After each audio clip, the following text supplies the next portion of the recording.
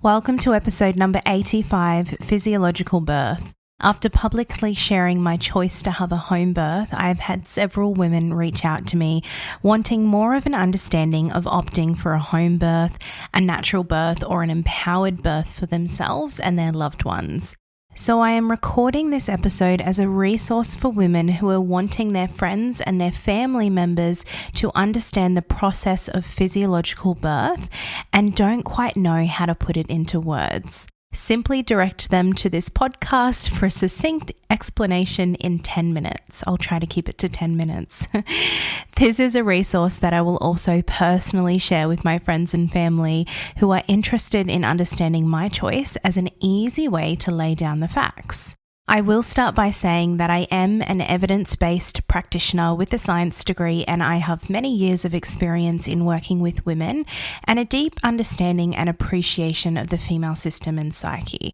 Aside from the innate and intuitive knowing and pull that I had to birth at home for myself, these are both factors that have contributed to my personal choice and have made my choice an easy one. So let's jump in. Let's start by breaking down the hormonal process of labor and birth. The hormone oxytocin, also known as the love drug or the love hormone, plays a key role in labor. Oxytocin is associated with feelings of bonding and motherhood. Prolactin is another hormone which is released during labor with a similar purpose. Oxytocin, along with other hormones, stimulates softening of the cervix to fully dilate in labor. Oxytocin, with the help of high levels of estrogen, causes the release of a group of hormones known as prostaglandins, which also play a role in the softening of the cervix. Levels of relaxin, a hormone which is released throughout the entire pregnancy to literally relax joints and make way for the baby, also increase rapidly during labor. This aids the lengthening and softening of the cervix and the softening and expansion of the mother's loic pelvic region, aiding the baby's arrival. As labor contractions become more intense, natural pain relief hormones called beta endorphins are released. They are similar to drugs like morphine and act on the same receptors in the brain. As well as pain relief, they can also induce feelings of elation and happiness in the mother. As birth becomes imminent, the mother's body releases large amounts of adrenaline and noradrenaline, our so-called fight or flight hormones, for the final push. A sudden rush of these hormones just before birth causes a surge of energy in the mother and several very strong contractions, which then help to deliver the baby. Once the baby is born, oxytocin continues to contract the womb in order to limit blood flow to the womb and reduce the risk of bleeding or hemorrhage, and also at the same time to help detach the placenta, which is delivered shortly afterwards. Blood levels of oxytocin and prolactin are very high at this point, which supports bonding between the mother and baby. Skin to skin and eye contact between the mother and baby also stimulates the release of oxytocin and prolactin, further encouraging that natural bonding. Many mothers describe the love bubble or being in a euphoric state just after labor, and this is due to the effects of oxytocin, prolactin, and beta endorphins. How incredible is that?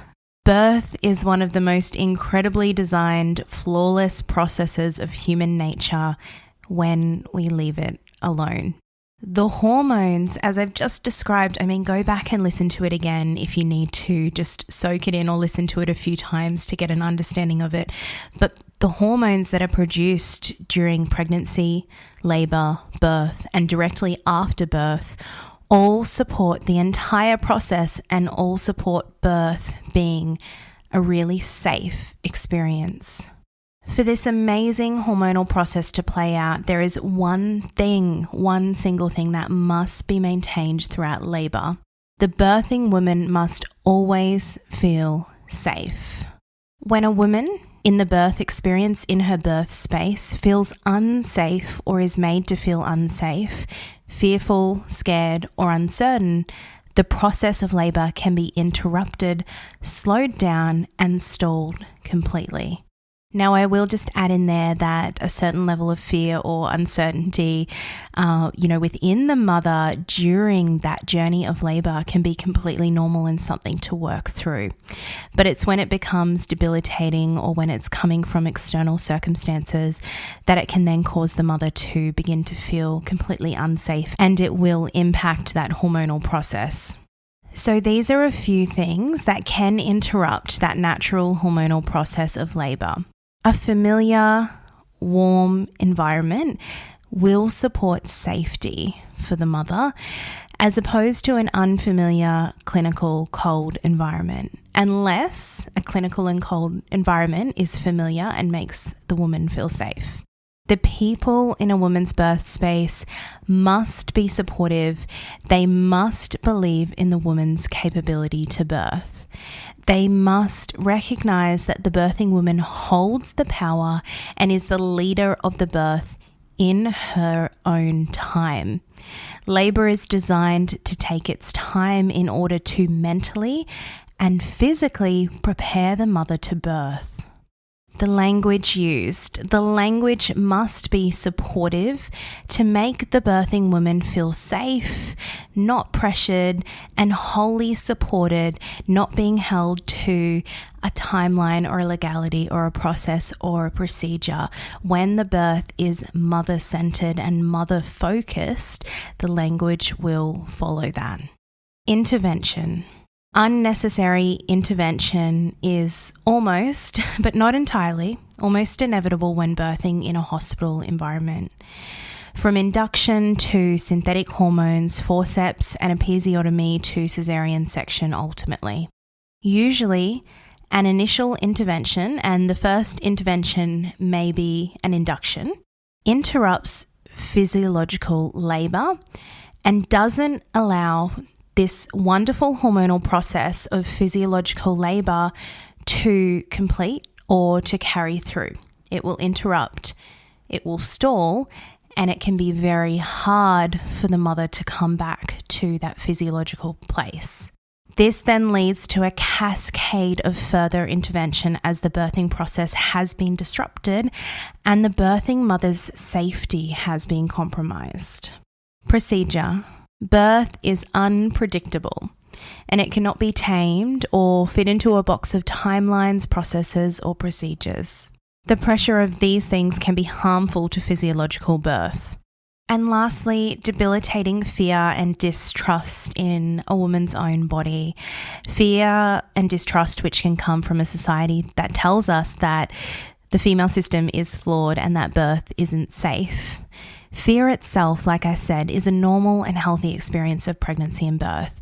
It is only when it is all-consuming that it can impact a woman's experience. The process of birth may be impacted if a woman doesn't believe in her own capability to birth, if she has distrust in her body or a misperception of the purposeful pain or intensity of birth. And like I said, this is likely through no fault of her own, but a circumstance of society and Western birth culture. In this instance, knowledge is power. Understanding physiological birth, learning about interventions and the Western medicalized birth culture, and knowing your rights and that you are the only one who has authority over your own body and birth. The hospital has its very important place to save lives in the case of an emergency. When emergency intervention is required in the birthing world or in a high-risk case, it's certainly the place that you want to be. There are flaws, however, in the way that the medical system handles birth. The medical system, with all of its routine interventions, suggests that the process of birth itself is flawed. However, there is nothing flawed about the physiological process of birth when it is trusted and left alone. When birthing in a hospital environment, a woman must educate herself around birth and intervention, be prepared to potentially argue her case, have healthy advocates around her, and like I said, above all else, know her rights. It is estimated that 1 in 3 women experience physical, emotional, and/or psychological birth trauma based on their birth experience, which can then translate into a challenging postpartum period for the mother and ongoing effects of that trauma. It is entirely up to the birthing woman to choose where she feels safe to birth, and the ultimate aim is for women to have an empowering experience, a healthy, wholesome, and empowering experience. I believe that this can be achieved by becoming informed about birth, our bodies, the system, and our rights, as well as by trusting our bodies and our innate intuition. Everything that you need is within you. When women birth in their power, we see the acute and long-term effects of healthier mothers, healthier children, and healthier communities. So, let's change the birth narrative to one that is with women and for women.